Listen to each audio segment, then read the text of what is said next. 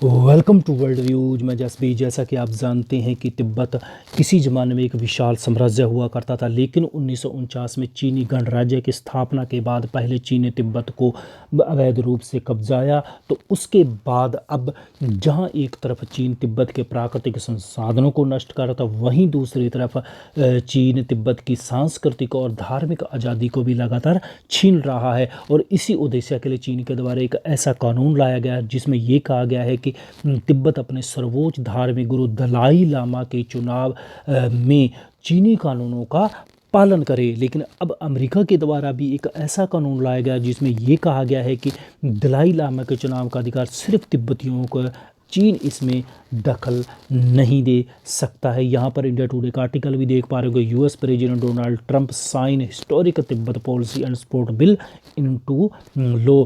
The Radio Free Asia का article भी यहाँ पर देख पा रहे होंगे। Tibet policy and support act passes in the US Congress. और इस एक्ट में ये कहा गया है कि दलाई लामा के चुनाव का अधिकार सिर्फ तिब्बतियों को है, इसमें चाइना के द्वारा दखल नहीं दिया जा सकता। लेकिन चाइना के द्वारा इस कानून के ऊपर कड़ी प्रतिक्रिया व्यक्त करते हुए ये कहा गया है कि अमेरिका को इस प्रकार के नकारात्मक कानूनों से बचना चाहिए। तिब्बत चीन का एक आंतरिक मामला है और द्विपक्षीय संबंधों का नुकसान नहीं हो, इसलिए अमेरिका को इस प्रकार के कानून नहीं बनाने चाहिए। द हिंदू का आर्टिकल यहाँ पर देख पा रहे हो कि Beijing reject foreign interference into its internal affairs. तो यहाँ पर चीना ने सीधा स्पष्ट रूप से शब्द में कहा है कि ये चीन का एक आंतरिक मामला है, विदेशी हस्तक्षेप को चीन रिजेक्ट करता है। तो आज के वीडियो में इसी विषय पर बात करेंगे, बने रहेंगे वीडियो में आगे बढ़े उससे पहले निवेदन है कि यदि चैनल को सब्सक्राइब नहीं किया तो चैनल को सब्सक्राइब कर लीजिएगा। अब हम बात कर लेते हैं कि जो हाल ही में अमेरिका के द्वारा जो नया कानून लाएगा वो क्या है। कानून का नाम है तिब्बत नीति एंड समर्थन कानून 2020। और इसके अंदर स्पष्ट रूप से ये कहा गया है कि अमेरिका तिब्बतियों को पूरी तरह से दलाई लामा चुनने का अधिकार देता, और अगर चीन इसमें हस्तक्षेप करता है तो वो गैर कानूनी होगा, क्योंकि चीन लगातार दलाई लामा की नियुक्ति में अपने कानूनों का हवाला देकर अपने कानून तिब्बतियों पर थोपता है।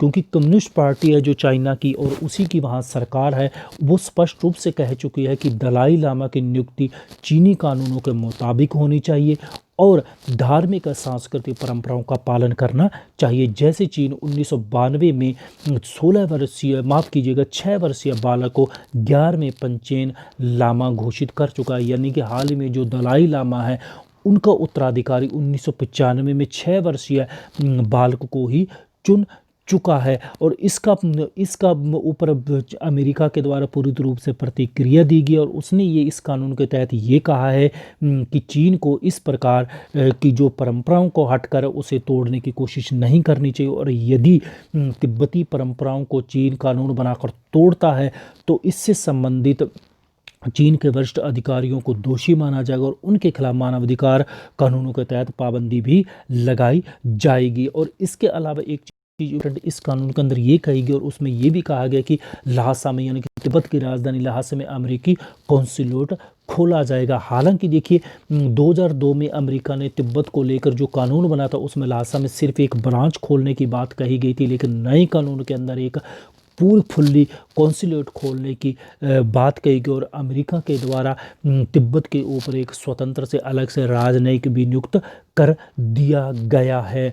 और इसमें स्पष्ट रूप से ये कहा गया कि फिर उस कॉन्सुलेट के तहत अमेरिका तिब्बत के पठार के पर्यावरण की सुरक्षा और वहाँ के लोगों को पूरी तरह से अंतर्राष्ट्रीय सहयोग मिले, इसके लिए वो एक गठबंधन बनाने की बात भी करता है। क्योंकि आज के समय में अब चीन पर ये लगातार आरोप लगाया जा रहा है कि वह तिब्बत के जल संसाधनों की दिशा मोड़ रहा है, तिब्बत के प्राकृतिक संसाधनों को ख़त्म कर रहा है और इसका पूरी दुनिया को अपोज करना चाहिए। इसके अलावा इस कानून के अंदर दलाई लामा के अधीन जो एक सेंट्रल तिब्बतन एडमिनिस्ट्रेशन चल रहा है उसको भी पूरी तरह से अमेरिका मान्यता देता है।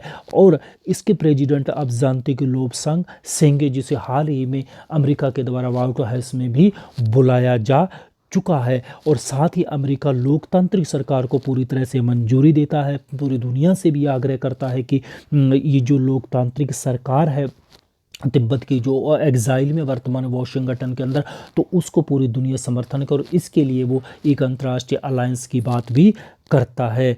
अब यहाँ पर आप बात आती है कि इस प्रकार का जो ये कानून बनाया गया, इस कानून का अमेरिका और चीन के संबंधों पर क्या प्रभाव पड़ेगा। पहली बात यहाँ पर बात ये कही जा रही है कि इससे कि अमेरिका पूरी तरह से चीनी अधिकारियों को प्रतिबंध लगा सकता है और चीनी अधिकारियों को ले केवल प्रतिबंधित कर सकता है, बल्कि उन्हें मानवाधिकारों के तहत क्या है सजा भी दिलवा सकता है। अब यहाँ पर आता है कि एक चीज़ और है कि तिब्बत पर इस कानून बनाने से पूरी तरह से स्थिति बदल जाएगी। हालांकि देखिए, अमेरिका का जो विदेश विभाग है, जिसको अमेरिका में अमेरिकी स्टेट डिपार्टमेंट कहा जाता है, वहाँ पर एक तिब्बती एक अलग से विभाग बनाएगा जिसमें लगातार तिब्बत के ऊपर ये विभाग मानवाधिकार और धार्मिक आज़ादी के ऊपर रिपोर्ट तो जारी करता रहा है, लेकिन चीन के खिलाफ कभी भी किसी भी अमेरिकी सरकार के द्वारा अब तक कोई न तो बातचीत की गई है, ना राजनीतिक बंदियों को रिहाई की बात की गई और न ही इसके खिलाफ चीन के खिलाफ कोई सख्त कदम उठाया गया है। लेकिन अब नए कानून से पूरी तरह से स्थिति बदल जाएगी और इससे क्या है कि अमेरिका के और चीन के और संबंध खराब होंगे। हालांकि अब संबंध तो काफ़ी खराब हो चुके हैं जब से ट्रंप सत्ता में आए या ट्रंप के सत्ता में आने से अमेरिका और चीन के इतिहास में बहुत गहरे संबंधों पर प्रभाव पड़ा है और विशेष रूप 2020 में तो भयंकर कड़वाहट पैदा हुई है। इसके पीछे प्रमुख वजह कड़वाहट की ये है, पहला तो कोरोना वायरस, क्योंकि शुरू में अमेरिका के द्वारा इसे चीनी वायरस तक कहा गया और फिर अब लगातार ये मांग की जा रही है कि इसे एक अंतर्राष्ट्रीय जांच एजेंसी के द्वारा इसकी जांच की हो जाए। ये दूसरा मुद्दा है, दोनों देशों के बीच में ट्रेड वॉर जारी है। और तीसरी बात, हांगकांग की स्वायत्तता को लेकर भी अमेरिका हाल ही में एक कानून ला चुका और हांगकांग की स्वतंत्रता और स्वायत्तता की बात कहता है। इसके अलावा अमेरिकी सरकार के द्वारा चीनी निवेश को लगाम लगाने के लिए फॉरेन कंपनी अकाउंटिंग एक्ट भी लाया गया है, जिसमें कि काफ़ी कंपनियों को अमेरिका के द्वारा प्रतिबंधित भी किया जा चुका है। अब यदि हम भारत के संदर्भ में बात करें कि भारत अमेरिका के द्वारा तिब्बत पर लाए गए कानूनों के बारे में क्या सोचता है, तो देखिए, भारत ने सीधे सीधे अभी तक को किसी भी प्रकार के अमेरिका के इस कानून पर टिप्पणी नहीं की है। और हाँ, भारत ने अब तक तिब्बत को लेकर काफ़ी सतर्कता बरती है और खुलकर तिब्बती कार्ड भी खेलने से परहेज करता आ रहा है। और भारत भी भर के देशों प्रमुख देशों की तरह ही वन चाइना पॉलिसी को ही समर्थन करता है। लेकिन इसके पीछे जो एक सबसे बड़ी वजह क्या है कि देखिए, भारत नहीं चाहता कि पड़ोसी देश के साथ इस मुद्दे के ऊपर और ज़्यादा संबंधों के अंदर खराबी आए।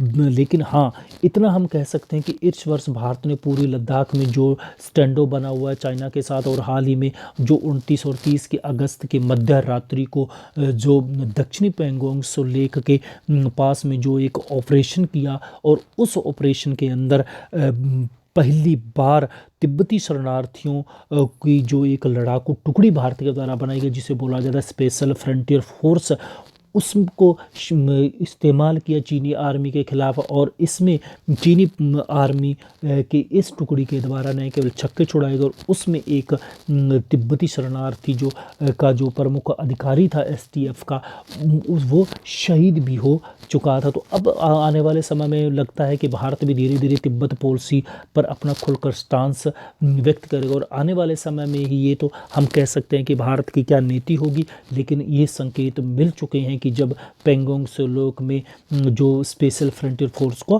प्रयोग किया गया है। तो ये था हमारा आज का वीडियो। मेरा वीडियो पसंद तो लाइक कीजिएगा, शेयर कीजिएगा। चैनल सब्सक्राइब नहीं है तो चैनल को सब्सक्राइब कर लीजिए। मिलता हूँ इसी प्रकार को वीडियो सुनने के लिए आपका बहुत बहुत धन्यवाद।